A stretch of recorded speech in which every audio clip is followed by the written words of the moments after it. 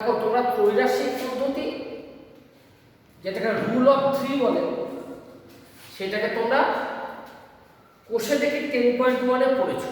কি ধরো দুটি রাশি আছে, ধরো এই শুধু এই জায়গাটা ধরো লোক সংখ্যা আছে আর সময় আছে, দুটো রাশি হলো, ঠিক আছে। এবার তোমরা জানো লোক সংখ্যা বাড়লে সময় কমে আসে, অর্থাৎ এই দুটো ব্যস্ত সমানুপাতে থাকে। এবার তোমার প্রথম বিষয়ের দুটো মান আর দ্বিতীয় বিষয়ের দুটো মানের তাহলে 4টে মান পেল। এবার কোনো একটা মান যদি না দেওয়া থাকে তাহলে কিভাবে বার করব, সেটাই হচ্ছে ত্রৈরাশিক পদ্ধতি। আমাদের কোষে দেখে 10.2-তে ব্যাপকতর ত্রৈরাশিক আছে, অর্থাৎ দুটো বিষয়ে অধিক বিষয় আছে, 3টে বিষয় থাকতে পারে, 3টের বেশি বিষয় থাকতে পারে। তাহলে তোমরা বই নিয়ে বসো, পুস্তকে দেখো, তোমাদের যে পাঠ্যপুস্তক সেটা দেখো, কোষে দেখি 10.2 এর প্রথম অঙ্কটা দেখো। এখানে আমরা দুটো বিষয়তে নিয়ে এসেছি। দেখো প্রথমে আমরা গণিতের ভাষায় সমস্যাটা নিয়েছি। 14 জন লোক 4 ঘন্টা করে 15 দিন, 60 ঘন্টায় একটা কাজ হয় বলো। তাহলে 24 জন লোক কত ঘন্টায়? তাহলে দেখো এটাকে প্রথম বিষয় ধরে নিচ্ছি, লোক সংখ্যা জনে প্রকাশ করি। 14 আর 24 এই দুটো মান আছে। সময়ের তাহলে 7 ঘন্টা করে নিয়েছি, 4 ঘন্টা করে 15 দিন, 60 ঘন্টা। আর এটা আমাদের এই মানটা আমরা নির্ণয় করব, ঠিক আছে। কিভাবে আগে করে নিই, তারপর তোমাদের সূত্রটা করব। যত বিষয় থাকুক তুমি যদি একবার সূত্রটা বুঝে যাও তাহলে তোমার কোনো অঙ্ক করতে অসুবিধা হবে না। দেখো আমরা সূত্র বোঝার জন্য একটা অঙ্ক দিয়েছি। এবার তুমি দেখো কাজের পরিমাণ নির্দিষ্ট, কিন্তু এখানে দেখো এখানে কাজের পরিমাণ নির্দিষ্ট, এটা খেয়াল করো। দেখো কাজের পরিমাণ একটাই আছে, কাজের পরিমাণ নির্দিষ্ট হলে লোক সংখ্যা বেড়েছে। লোক সংখ্যা বাড়লে দিন সংখ্যা কি হয় বা সময় কি হয়, নিশ্চয়ই কমে যাবে। তোমরা জানো লোক যত বাড়ে তাড়াতাড়ি কাজ হবে, অর্থাৎ লোক সংখ্যার সঙ্গে সময়ের ব্যস্ত সংখ্যা। তুমি ইচ্ছা করে একটা অ্যারো দিতে পারো, তো তোমার সুবিধা হবে। এটা তুমি যেদিকে খুশি অ্যারো দাও, যেটা তুমি বার করবে যেদিকে খুশি অ্যারো দাও, মানে অ্যারোর মুখটা এটাকে দিতে পারো, এদিকেও দিতে পারতাম। এবার দেখো এর সঙ্গে তো ব্যস্ত সমানুপাত, তাহলে উল্টো দিকে মুখ হবে, অ্যারোর মুখটা উল্টো দিকে হবে। দেখো এদিকে তীর চিহ্ন যেদিকে মুখ হবে এদিকে তার ঠিক বিপরীত দিকে হবে। আর যদি সরল সমানুপাত হতো এদিকের যে অভিমুখ আছে এদিকেও সেই অভিমুখ, এটা তোমার বুঝতেও সুবিধা হবে। তাহলে এই যে অনুপাত, এর প্রশ্নগত চিহ্ন 60, এইদিকের যে অনুপাত হবে এদিকে কিন্তু উল্টো অনুপাত হবে, কেন ব্যস্ত। আর সরল হলে এটা যেদিকে যেত এটা সেদিকেই যেত। দেখো বললাম। এবার দেখো সমানুপাত করে দিয়েছি, এটা নিশ্চয়ই জানো সমানুপাতের চিহ্ন। প্রথম সমানুপাত, দ্বিতীয় সমানুপাত, তৃতীয় সমানুপাত, চতুর্থ সমানুপাত। প্রথম সমানুপাত বার করার সূত্র কি?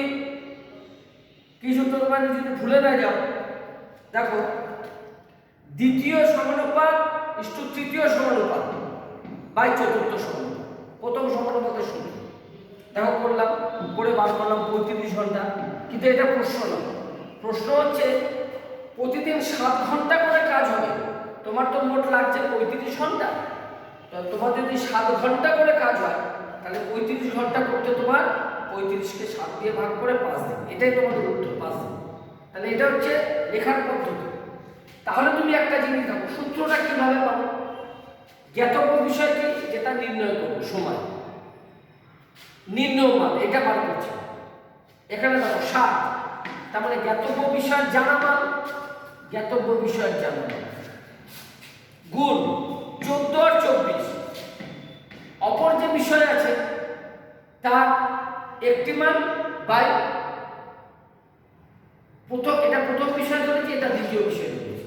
প্রথম বিষয়ের একটা মান বাই দ্বিতীয় বিষয়ের একটা মান, দেখো তাই এসছে না। তাহলে প্রথম বিষয়ের একটি মান, প্রথম বিষয় অপর। এবার তোমার এরকম হতে পারে এখানে তো দুটো রাশি আছে, 3টি বা অধিক রাশি হলো, তাহলে কোনো অসুবিধা নেই।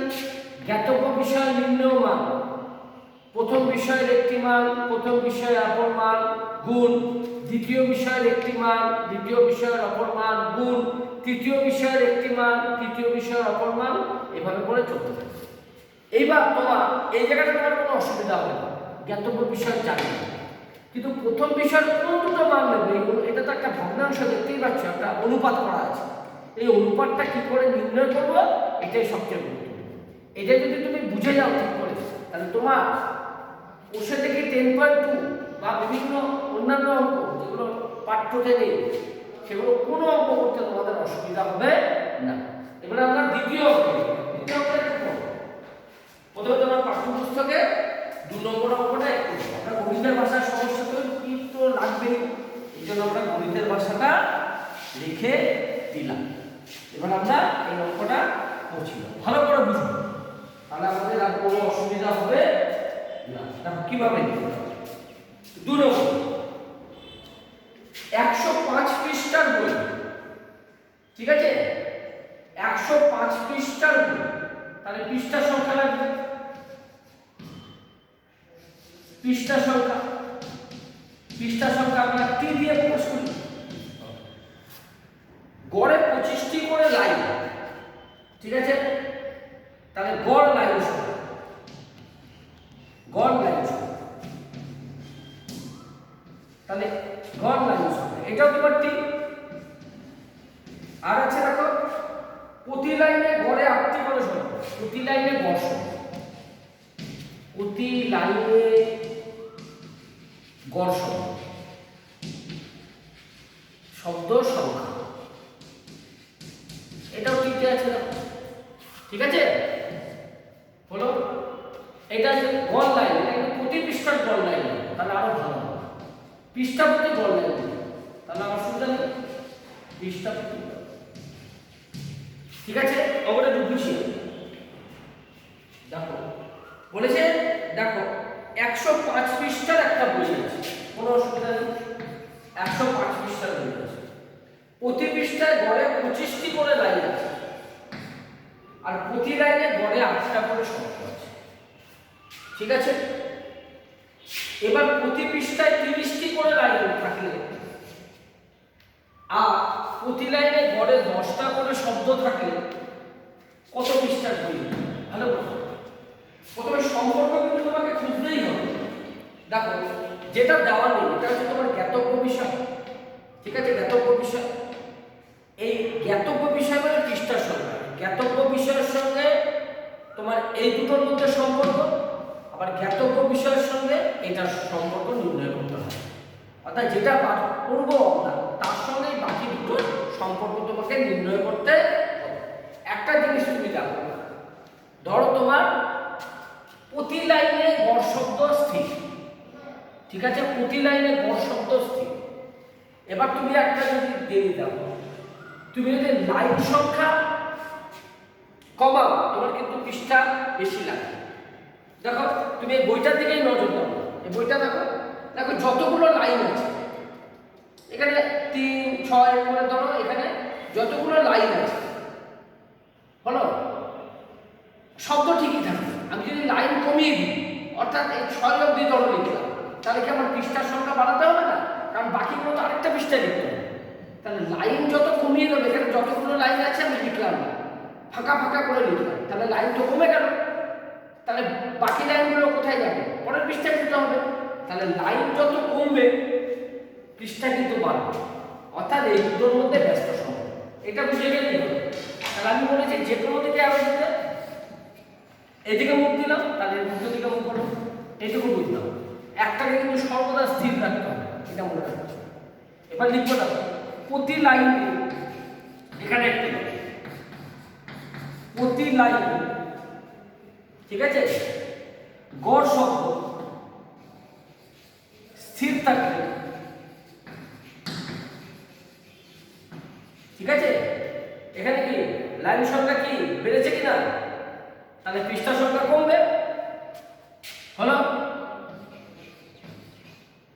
পৃষ্ঠা প্রতি, এখানে কিন্তু কি পৃষ্ঠা প্রতি গড় লাইন সংখ্যা লাইন সংখ্যা বাড়বে, কবে বেড়েছে জন্য লিখবো বাড়বে।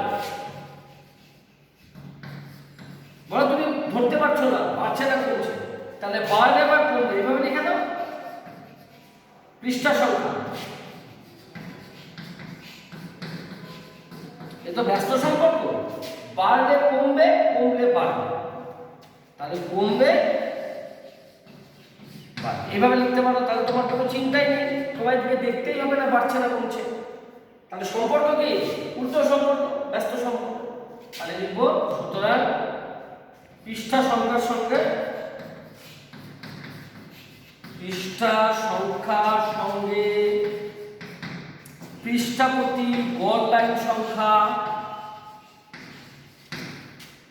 গড় লাইন সংখ্যা ব্যস্ত সম্পর্ক, সংখ্যার ব্যস্ত সম্পর্ক, ব্যস্ত সম্পর্ক। একটা সম্পর্ক তোমার স্থির হয়ে গেল, একটা সম্পর্ক তুমি তৈরি করে ফেলো এই দুটোর মধ্যে। এবার তোমার তো এই দুটোর মধ্যে সম্পর্ক বার করতে হবে, এটাকে স্থির রাখতে হবে। এবার দেখো তোমার লাইন সংখ্যা স্থির, তোমাকে লাইন প্রতি শব্দ আমি কমালাম। তুমি এই বইটার দিকে লক্ষ্য করো, ধরো প্রথম লাইনে কটা শব্দ আছে? 1 2 3 4 5 6 7 8 9 10 11 13 15টা ধরো আছে। এই লাইনে ধরো তোমার 15টা শব্দ আছে, আমি এই শব্দটা কমিয়ে দিলাম, তাহলে কি হবে? তোমার তো যে শব্দগুলো বাকি আছে সেগুলো তো পরের লাইনে নিয়ে যেতে হবে, ঠিক আছে? পরের লাইনে নিয়ে গেলে তোমার তো লাইন সংখ্যা ফিক্সড, তাহলে তোমার তো শব্দ আটবে না, তাহলে তোমাকে পৃষ্ঠা সংখ্যা বাড়াতে হবে, কারণ তোমাকে তো ওয়ার্ডগুলো লিখতেই হবে। ওয়ার্ডগুলো তাহলে কি হবে? আমাকে পরের পৃষ্ঠায় নিয়ে যেতে হবে, অর্থাৎ এটা যেদিকে আরো আছে এটা উল্টো দিকে আরো আছে, অর্থাৎ এটা ব্যস্ত সম্পর্ক। এবার আবার লিখবো, এখানে প্রতিবার লিখতে হবে, লিখতে হবে প্রতি লাইনে গড় শব্দ, প্রতি লাইনে গড় শব্দ, এখানে কিন্তু গুরুত্বপূর্ণ লিখতেই হবে। তো সংখ্যা বাড়লে বা কমলে, এভাবে লেখো, কোনো অসুবিধা নেই। বাড়লে বা কমলে পৃষ্ঠা সংখ্যা, ঠিক আছে? বাড়লে কমবে কমলে বাড়বে, কমবে বা তাহলে সম্পর্ক কি? ব্যস্ত। সুতরাং প্রতি লাইনে গড় শব্দ সংখ্যা সঙ্গে পৃষ্ঠা সংখ্যা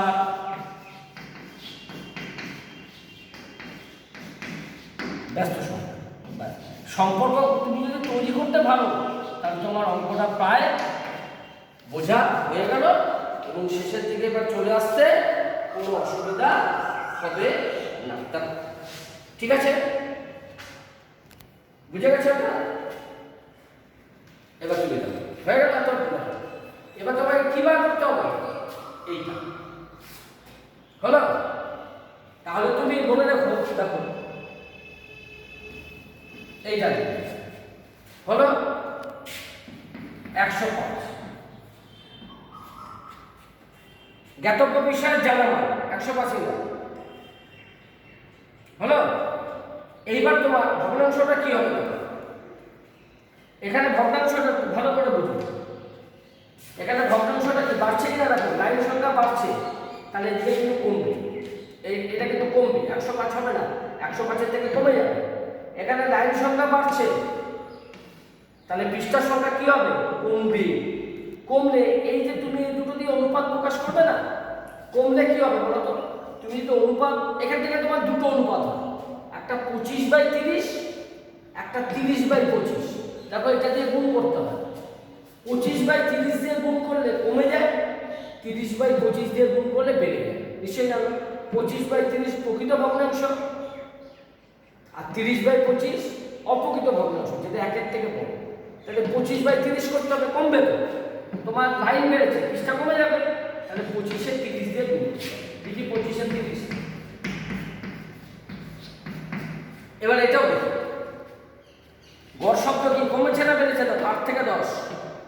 বেড়েছে, তাহলে পৃষ্ঠার সংখ্যা কি কমবে, কমলে ভগ্নাংশ হবে 8/10, আর যদি বাড়তো তাহলে ভগ্নাংশ তো 10-এর, তাহলে 8/10 হবে।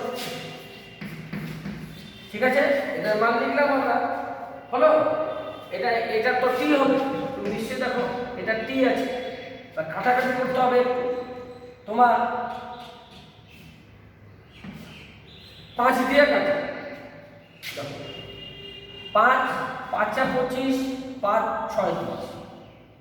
ঠিক আছে, এবার তুমি 5 আর 2 কাটতেই পারো, 8 আর 2 কাটতেই পারো, 4 আর 6 কত দিয়ে কাটতে যাও বলো, 2 দিয়ে কাটো, 2 2 দিয়ে 4, 3 2 গুণে 6, 3 105, বা এই কাটাকুটি যেটা বলি এটা কাটাকাটিটা তোমাদের ইচ্ছা মতো করতে হবে। 3 35, 3 5 15, 3 10, 35 একটু 2 70। ঠিক আছে, তাহলে তুমি পরিষ্কার বুঝবে যে প্রথমে জানা বিষয়ের জ্ঞাত প্রমাণটা লিখবে। ঠিক আছে, এবার তুমি দেখবে হয় 25-এর 30 না 30-এর 25 দিয়ে গুণ করতে হবে। কিভাবে বুঝবো, লাইন সংখ্যা বেড়েছে না দেখো, বেড়েছে তাহলে এটা কমবে, যদি কমে তাহলে 25-এর 30 হবে, আর যদি বাড়তো তাহলে 30-এর 25 হবে। গড় শব্দ বেড়েছে, পৃষ্ঠা সংখ্যা কমে আসবে, কমলে 8/10 হবে, কারণ 10-এর 8 দিয়ে গুণ করলে তো বেড়ে যায়। এটা লিখে, এটা সবচেয়ে সহজ পদ্ধতি এবং তোমাদের এটা বুঝতে কোনো অসুবিধা হওয়ার কথা না। এবার তোমরা দেখো হচ্ছে 7 নম্বর, বাকি অঙ্কগুলো একই রকম, তোমরা অবশ্যই অঙ্কগুলো বাকি অঙ্কগুলো করবে, না বুঝতে পারলে আমাদের জানাবে যে অঙ্কটা আমরা পারছি না বা বুঝতে পারছি না, তোমাদের আবার করে দেওয়া যাবে। এবার 7 নম্বর, এবার গণিতের ভাষায় সমস্যা তোমাকে লিখতেই হবে, তাহলে আমরা 7 নম্বরে দেখো। 7 নম্বর গণিতের ভাষায় সমস্যা, গণিতের ভাষায় সমস্যা হলো, গণিতের ভাষায় সমস্যা লিখলাম। কি আছে দেখো, 14 জন তাঁতি 12 দিনে 210টি শাড়ি। ঠিক আছে, এবার তাঁতির সংখ্যা, তাঁতির সংখ্যা দু ধরনের থাকবে। ঠিক আছে, 12 দিনে দিন সংখ্যা বা সময় দিন লিখতে পারো, বা দিন সংখ্যাও লিখতে পারো। দিন সংখ্যা আমরা এখানে সময় লিখতে অসুবিধা নেই, বা দিন সংখ্যা লিখলে অসুবিধা নেই, সময়টা আছে দিন। আর আছে সারি সংখ্যা, এটা তিনটা থাকবে, সারি সংখ্যা ব্র্যাকেটে হয়ে গেল সারি সংখ্যাটি। এবার তোমার 14 জন তাঁতি 12 দিন 210টি শাড়ি, কোনো অসুবিধা নেই। এবার তোমার 10 দিনের মধ্যে 300টি শাড়ি দিতে হবে। ঠিক আছে, এবার তোমাকে কতজন তাঁতি লাগবে, এটাই মূল প্রশ্ন। যেখানে তো লিখতে আর অসুবিধা হবে না। দেখো 14 জন তাঁতি 12 দিনে 210টি শাড়ি, তাহলে 10 দিনে 300টি শাড়ি কতজন তাঁতি? প্রথমে তুমি সময়টা ফিক্স রাখবে, যে সময়টা নির্দিষ্ট, তাহলে তুমি তাঁতির সংখ্যা যত বাড়াবে শাড়ি তো বেশি উৎপন্ন হবে, সময় নির্দিষ্ট। তাঁতি যত বাড়বে শাড়ি তো নির্দিষ্ট হবে, তাহলে এটা যদি তুমি এদিকে আরো দাও, একই দিকে আরো দাও, কারণ সমানুপাতে আছে, দেখতে পেয়ে গেছি। ঠিক আছে, লিখব কি, সময় নির্দিষ্ট হলে, এখানে দেখো সময় নির্দিষ্ট হলে। ঠিক আছে, সময় নির্দিষ্ট হলে এবার তাঁতির সংখ্যা বাড়লে বা কমলে, তাঁতি সংখ্যা বাড়লে বা কমলে, শাড়ির সংখ্যা বাড়বে বা কমবে, শাড়ির সংখ্যা বাড়বে বা ওরকম যেভাবে হবে বাড়বে বা তাহলে সম্পর্ক কি সরল। সুতরাং তাঁতির সংখ্যার সঙ্গে সারির সংখ্যা সরল সংখ্যা, সারির সংখ্যা সরল সংখ্যা, সরল একটা সম্পর্ক পেয়ে গেল। ঠিক আছে, এখানে কিন্তু সারির সংখ্যা বেড়েছে, তাহলে তাঁতিও বাড়ে। যদি বাড়ে তাহলে বলেছি কি দিয়ে ভাগ হবে, 210/300 তো হবে না, তাহলে কমে যাবে 300/210, একটা ভগ্নাংশ বুঝে গেছি। আবার ধরো সারির সংখ্যা ফিক্সড, সারির সংখ্যা স্থির, তুমি তাঁতি যত বাড়াবে সময় কম লাগবে, তাহলে লিখব সারির সংখ্যা নির্দিষ্ট হলে, সারির সংখ্যা নির্দিষ্ট হলে তাঁতির সংখ্যা বাড়লে বা কমলে, তাঁতির সংখ্যা বাড়লে বা কমলে। ঠিক আছে, সময় কমবে বা উল্টো হবে, ব্যস্ত সম্পর্ক, সময় কমবে বা। ঠিক আছে, তাহলে এটা এদিকে হলো, এটা এইদিকে হলো। তাহলে এবার আরেকটু লিখতে হবে যে দেখানো লেখাটা যে সারির সংখ্যার সঙ্গে সময়ের ব্যস্ত সম্পর্ক। যখন এই তাঁতির সংখ্যার সঙ্গে সময়ের ব্যস্ত সম্পর্ক, যখন সারির সংখ্যা স্থির, এখানে দেখো লিখিনি আমরা যে সময় স্থির, এটা কিন্তু লিখে দিই, যখন সময় স্থির, এটা লিখতে হবে কে স্থির, যখন সময় স্থির। তাহলে পরের লেখাটা তোমরা নিশ্চয়ই লিখতে পারবে। কি লিখবো বলো? লিখবো যে সুতরাং তাঁতির সংখ্যার সঙ্গে সময়ের ব্যস্ত সম্পর্ক যখন সারির সংখ্যা স্থির। তাকে এটা লিখলাম না, কিন্তু লিখে নিতে হবে। এবার সুতরাং নির্ণেয় তাঁতির সংখ্যা, আমরা তো এটাই বার করতে চাই, এটা তো আমরা জানালাম 14। এবার দেখো এটার সাথে এটার কি ব্যস্ত সম্পর্ক, এটা বেড়েছে, দেখো বেড়েছে, এটা তাহলে কমবে, দেখো আরো দিয়েছি উল্টো, ব্যস্ত সম্পর্ক এই দুটো, এটা বেড়েছে, এটা কমবে। এটা যদি কমে তাহলে গুণ করতে হবে 10-এর 12, তাহলে গুণ করতে হবে 10-এর 12, কমবে। আবার দেখো এটার সাথে এটা সরল সম্পর্ক, দেখো অ্যারোটা একই দিকে মুখ, দেখেছি অ্যারোটা একই দিকে মুখ, দেখো এটা দেখো বেড়েছে। ঠিক আছে, তাহলে এটাও বাড়বে। তাহলে এই ভগ্নাংশটা কি হবে, 210/300 না 300/210? যদি বাড়ে তাহলে লবটা বড় হয়, 300টা উপরে 210টা নিচে, এটা মনে রাখবে। এই জায়গাটা মনে রাখতে পারলে আর কোনো অসুবিধা নেই। এটা ঠিক জনে আছে, তাহলে জন লিখলাম। এবারটা কাটতে হবে, কাটাটা একটু দেখে নিই। এই 10 আর 210 কেটে 21 লিখলাম।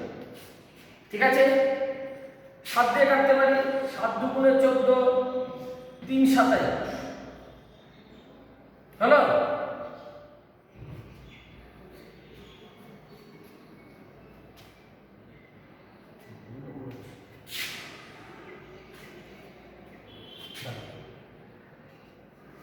এটা আরেকবার দেখুন, 14, এটা সময় কমেছে, তাঁতির সংখ্যা বাড়বে। একটু দেখো এই জায়গাটা একটু দেখো, সময় কিন্তু এখানে কমেছে, তাহলে তাঁতির সংখ্যা কিন্তু বাড়বে। তাহলে 12/10 দিয়ে গুণ হবে। দেখো এই জায়গাটা আমাদের একটু ভুল হয়েছিল, আবার বলছি 12/10 হবে, দেখো। ঠিক আছে, তাহলে আমরা কাটাকাটি আবার করে নিই, দেখে নাও ভুল যেন না হয়। দেখো আবার দেখো, সময় কমেছে, তাঁতি বাড়বে, বাড়লে 12/10 দিয়ে গুণ হবে। এটা সারির সংখ্যা কি বেড়েছে, তাঁতির সংখ্যা বাড়বে, দেখো একই দিকে মুখ, দেখে নাও। তাহলে 300/210 হবে, দেখে নাও। এবার তাহলে কি দিয়ে কাটবো আমরা? আমরা এই দুটো শূন্য কাটলাম, এই শূন্যটাও কাটলাম, 7 দিয়ে কাটি, 7 × 2 = 14, 3 × 7 = 21, 3, 3 তাহলে 24 জন। ঠিক আছে, তাঁতির সংখ্যা কত ছিল? 14 জন। এখন কত লাগছে? 24 জন। তাহলে অতিরিক্ত কত লিখতে হবে? তাহলে অতিরিক্ত তাঁতির সংখ্যা, অতিরিক্ত তাঁতি লাগবে 24 বিয়োগ 14 যোগ, তাহলে হবে এত অবধি হলো। এবার তোমাদের বুঝে গেলে কিভাবে করতে হবে। জানা বিষয়ের মান ভগ্নাংশ কিভাবে করব। যদি দেখি যে এটার সাথে এটা দেখো কি ছিল ব্যস্ত সম্পর্ক, এতটা জন্য আগে দিয়ে দিয়েছি, এটা কি কমেছে দেখো 12 থেকে 10, তাহলে এটা বাড়বে, তাহলে 12 10 দিয়ে গুণ হবে। এটাও বেড়েছে দেখো সরল সম্পর্ক, একই দিকে মুখ অভিমুখ, তাহলে হবে 300/210। এবার এটাকে কাটাকাটি করে পেলাম 24 জন, 14 জন ছিল, অতিরিক্ত রাখবে 10 জন। এবার তোমাদের কাজ হচ্ছে এই যে বাকি অঙ্কগুলো আছে অর্থাৎ 13 পর্যন্ত তোমার সেগুলো করা, এবং দেখো 14 বিয়ের অঙ্কটা গল্প তৈরি করো, পৃষ্ঠা বার করো 14 বিয়ে। দেখো বিয়েরটা বলি, গল্প তৈরি করতে হবে এবং সমাধান করতে হবে। দেখো লেখা আছে ক্ষেত মজুরের সংখ্যা 5, সময় 15, জমির পরিমাণ 18 বিঘা। তারপরে আছে 10 10 কিভাবে লিখবে? লিখবে গণিতের গল্পটি হলো, একটু শুনে নাও, 5 জন ক্ষেত মজুর 15 দিনে 18 বিঘা জমি চাষ করতে পারে, তাহলে 10 জন ক্ষেত মজুর 10 দিনে কত বিঘা জমি চাষ করতে পারবেন? এবার এটা লিখে যেভাবে সমাধান করতে হয় বা তোমাদের বাকিটা হোমওয়ার্ক হিসাবে রাখা হলো, অ্যাক্টিভিটির কাজ। অ্যাক্টিভিটিটা তোমরা করবে এবং আমাদের জানাবে যেখানে কোনটা অসুবিধা।